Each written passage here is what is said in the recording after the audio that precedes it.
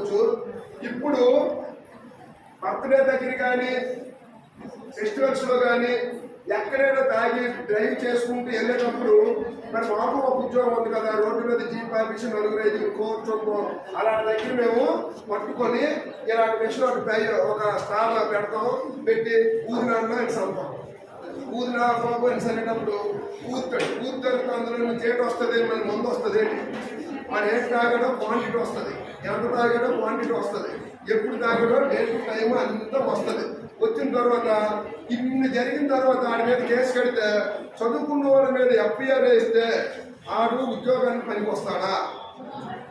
ఒక్కసారి ఎఫ్ఐఆర్లో accident case కానీ, దొంగతనం కేసు కానీ, ర్యాగింగ్ కేసు కానీ, క్రైమ్ అగెయిన్స్ట్ ఉమెన్ అంటే ఎవరు? మీతో చదువుకుంటున్న స్టూడెంట్సే. ఒక అబ్బాయి అమ్మాయి కలిసి ప్రత్యేకంగా చూడటం కానీ, వాళ్ళ ఏడిపించడం కానీ, నువ్వు లేకపోతే నేను లేను ఇలాంటి డైలాగులు అన్ని చేసినా ఈ క్రైమ్ అగెయిన్స్ట్ ఉమెన్లోకి వెళ్ళిపోతారు. ఇలాంటి డైలాగులన్నీ పడిన తర్వాత ఎఫ్ఐఆర్లోకి వెళ్తే ఉద్యోగాలు వస్తాయా? రావు. సేమ్ ఉద్యోగానికైనా పోలీస్ వెరిఫికేషన్ సర్టిఫికేట్ అవసరం, అవునా కాదా? కాబట్టి దయచేసి ఎఫ్ఐఆర్లో ఇరుక్కోకండి.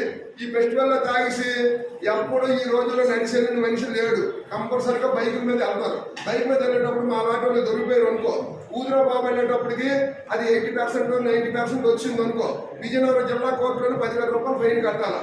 అది ఎప్పుడు శనివారం పూట పెట్టింది మేడం. ఆ రోజు అయితే క్లినిక్ ప్లస్ లో స్నానం చేసిన ఆరోబాబు 10,000 పెట్టుకుని వచ్చి ఆయన సంతది జిల్లా జడ్జి గారు. రోజు అక్కడ క్లినిక్ ప్లస్ లో స్నానం చేసుకుంటూ పేరెంట్ వాళ్ళు రోజులు మంచి పంటలు ఇస్తూ అంటే 10,000 కట్టేస్తారు.